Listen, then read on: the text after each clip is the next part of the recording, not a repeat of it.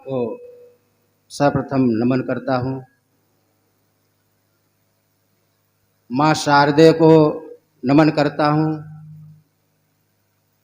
मंच पर विराजमान आदरणीय हमारे वयोवृद्ध साहित्यकार और आर्य समाज के प्रवर्तक आदरणीय श्री कृष्ण आर्य जी को मैं नमन करता हूँ और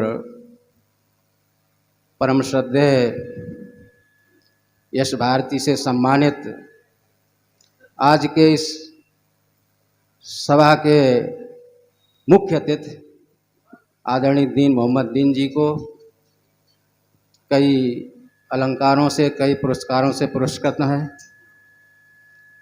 और हमारे आज के विशिष्ट अतिथि राष्ट्रपति द्वारा पुरस्कृत, कई किताबें लिख चुके, कई सम्मानों से अलंकृत आदरणीय पद्म सिंह पद्म जी को मैं नमन करता हूं और हमारे इस कार्यक्रम के कुशल संचालक, वयोवृद्ध वरिष्ठ कवि व साहित्यकार, ब्रजभाषा को नया रूप देने वाले मंच संचालक आदरणीय बदन सिंह मस्ताना जी को मैं हृदय से प्रणाम करता हूं।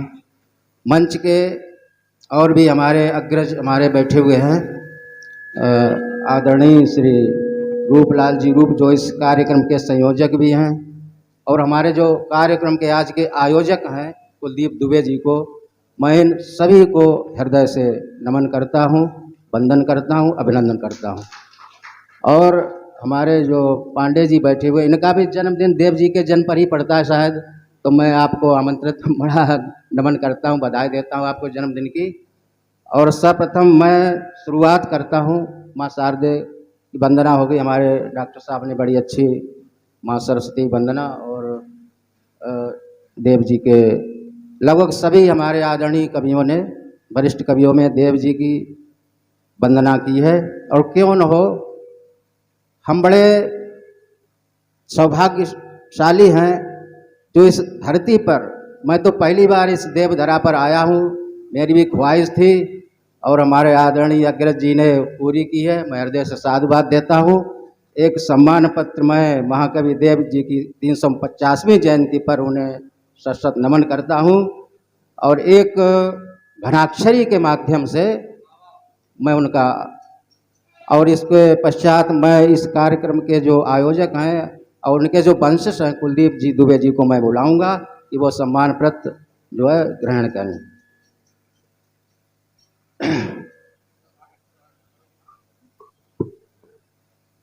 प्रीति रीति के सुजान है महान ज्ञानवान, प्रीति रीति के सुजान है महान ज्ञानवान, शांति के प्रतीक देव तुमको प्रणाम है और शब्द ताल छंद ध्वनि तुमसे हुए हैं धन्य, काव्य कला के पयोधि तुमको प्रणाम है। वो कहे हरि शब्द शब्द भाव भावना से तौल, रत्न जड़ाने वाले तुमको प्रणाम है और शून्य मध्य सूर्य जैसी आभा जो समेटे आज, शून्य मध्य सूर्य जैसी आभा जो समेटे आज, ऐसे कवि महाकवि देव को प्रणाम है, ऐसे कवि महाकवि देव को। वाह गोविंद जी, बहुत बढ़िया। ये कुलदीप जी दुबे आज के आयोजक और आज के संयोजक, आप दोनों लोग आए।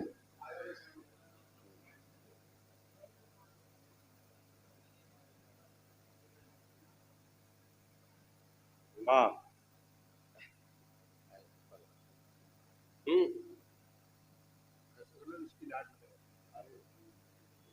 कन्नौज की कई एक चीजें मशहूर हैं।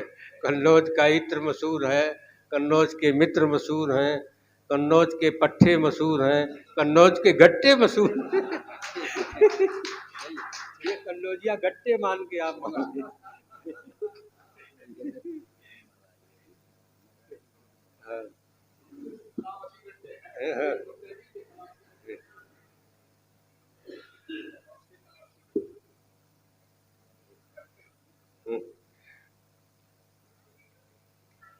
देखिए, कुछ दो एक मुक्तक पढ़कर एक गीत प्रस्तुत करूंगा।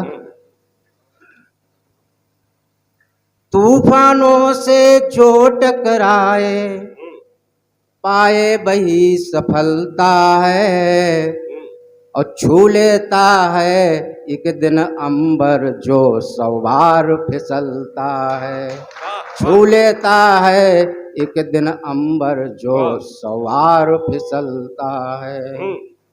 और अपना दीपक स्वयं बना जो, अपना अपदीपो भव, अपना दीपक स्वयं बना जो, अब काट लिए तम के फंदे, और घने तिमिर को चीर चीर कर सूरज सदा निकलता है, सूरज सदा निकलता है। मैं महादेवी वर्मा की भूमि बड़ा भाग्यशाली हूँ कि फर्रुखाबाद में जन्म लिया, हमारी जन्मभूमि रही, लेकिन कन्नौज में वहाँ लेक्चरर रहा हूँ, तो रिटायर हो गया हूँ। और बड़े हम भाग्यशाली, हमारे 3 बच्चे वहाँ टीचर भी हैं सरकारी, तो कर्म क्षेत्र हमारा कन्नौज रहा है। तो महादेवी वर्मा, जैसा कि आप जानते हैं कि साहित्यकारों की साहित्यकार, पीड़ा की कवयित्री महादेवी वर्मा का नाम कौन नहीं जानता है। तो उन्हीं से प्रेरित होकर के हमने एक पीड़ा पीड़ा पीड़ा क्या, कविता ही तो पीड़ा है, और पीड़ा ही कविता है। महादेवी वर्मा ने स्वयं कहा है कि तुम में ढूंढा, तुमको पीड़ा में ढूंढा है, तुम में ढूंढूंगी पीड़ा। उसी से प्रेरित होकर एक मुक्तक है कि हर इस स्पंदन हर धड़कन में, हर इस स्पंदन हर धड़कन में पल पल बहे तरलता है, और अंतस में अनुराग छुपा वाणी में सहज सरलता है। और सागर सी गहराई जिसमें किसका हृदय पिघलता है। एक इंटरव्यू में अखबार में मैंने कहा था, हमारी मेन हेडिंग थी, वो कभी कभी नहीं है जिसका हृदय पीड़ा से पिघलता नहीं है। जो दिखता है वही लिखना पर्याप्त नहीं है, जो साह रहा है वो लिखे।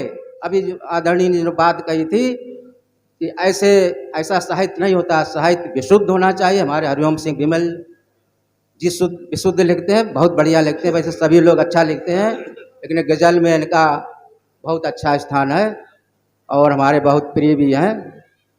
तो पीड़ा किसके हृदय से उभलती है कि हर स्पंदन हर धड़कन में पल पल बहे तरलता है, और अंतस में अनुराग छुपा वाणी में सहज सरलता है।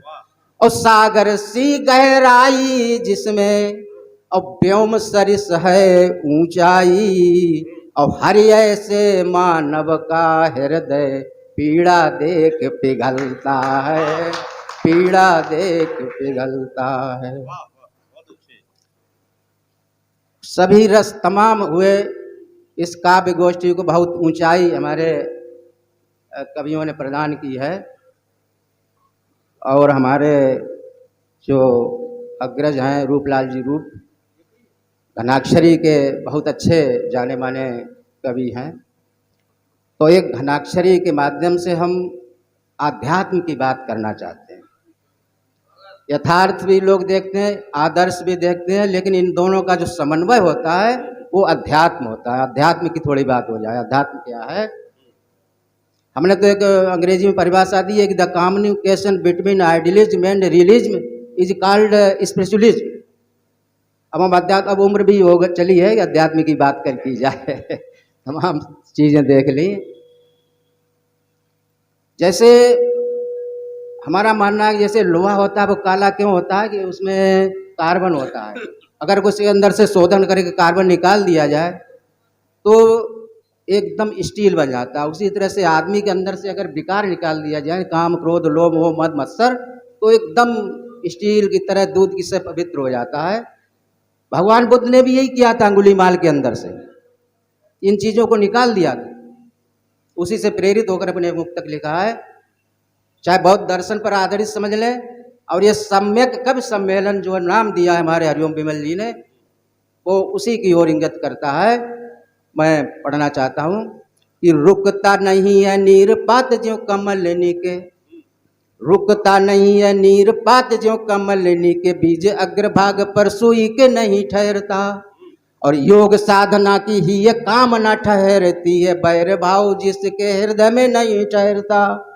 किस्सों में शांति साधना की मूर्ति के सदृश जो, और चित्त में विकार राग द्वेष नहीं ठहरता। और ऐसा निर्लिप्त व्यक्ति पूजनीय जग में है, मारतंड पास अंधकार नहीं ठहरता। ऐसा निर्लिप्त वाह। व्यक्ति पूजनीय जग में है, मारतंड पास अंधकार नहीं ठहरता। जब तक हम रूढ़ियों परंपराओं को मानते रहेंगे, आज विज्ञान का युग है, बहुत सी चीजें पीछे छूट गई, लेकिन हम लोग सदियों पहले जी रहे हैं, कम से कम इस युग में आए। मैं आपसे अपील करता हूं, देखें उन रूढ़ियों परंपराओं को छोड़ें कि रूढ़ियां मिटाने होते हेतु कटिबद्ध राष्ट्र हित, ज्ञान ज्योति साधना से युक्त होनी चाहिए। और पश्च अग्र वर्तमान भूत यदि आड़े आए, मैं अब कवि और साहित्यकारों के इस मंच के माध्यम से कहना चाहता हूं कि यथार्थ को ही लिखें। पश्च अग्र वर्तमान भूत यदि आड़े आए, और लेखनी हमारी धार्य युक्त होनी चाहिए। और लाजवाब गीत दोए गजल और छंद हरे, कोई भी विधा उपयुक्त होनी चाहिए। और लड़िकाई यो बना बुढ़ापा मौत क्यों न हो, जिंदगी हमारी सार युक्त होनी चाहिए। वाह, जिंदगी हमारी सार युक्त होनी चाहिए। वाह। एक छोटा सा गीत है, अध्यात्म से ही प्रेरित है। कोई किसी का नहीं है, जब तक आप स्वयं नहीं करेंगे। अपने ऊपर भरोसा रखो। और हम ये तब इसलिए कह रहे हैं कि हमने 17 वर्ष संघर्ष किया नौकरी के लिए, तब लेक्चर बना, हाई कोर्ट सुप्रीम कोर्ट सब कुछ गया, किसी ने हमारी सहायता नहीं की। यहाँ तक कि ईश्वर ने भी हमारी सहायता, किसी ने सहायता नहीं। और जब 17 वर्ष बाद नौकरी लगी, तब हम कह रहे हैं ईश्वर की कृपा हो गई। क्या पहले नहीं हो सकती थी? इसलिए कोई किसी का नहीं करता जब तक नहीं सुप्त सिंगत प्रविशंत मुखे मृगा। सीधी सी कहावत है। हमने ये इसकी ध्वनि भी बनाई है, लिखा भी है, और हमने गाने की कोशिश भी की है। जिंदगी से आपकी हम इस तरह खो जाएंगे, एक चादर ओढ़ कर ताउम्र हम सो जाएंगे। जिंदगी से आपकी हम इस तरह खो जाएंगे, एक चादर ओढ़ कर ताउम्र हम सो जाएंगे। कौन किसका मीत है आज के इस दौर में, और शेष केवल गीत हैं आज के इस दौर में। आंसुओं का घूंट पीकर व्योम तक हो आएंगे, एक चादर ओढ़ कर ताउम्र हम सो जाएंगे।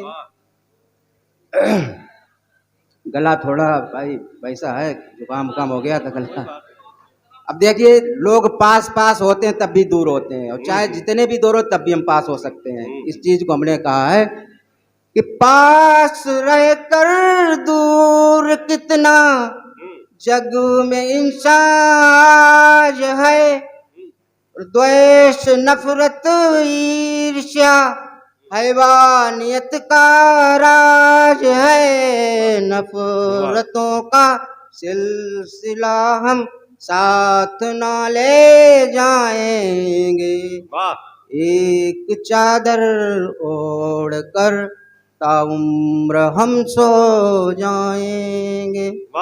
जिंदगी से आपकी हम इस तरह खो जाएंगे, एक चादर ओढ़ कर ताउम्र हम सो जाएंगे। बहुत बहुत धन्यवाद। बहुत अच्छे, बहुत बढ़िया काव्य पाठ किया भाई। और अब मैं एक बहुत भारी भरकम साहित्यकार की तरफ बढ़ रहा हूँ, जो देखने में बड़े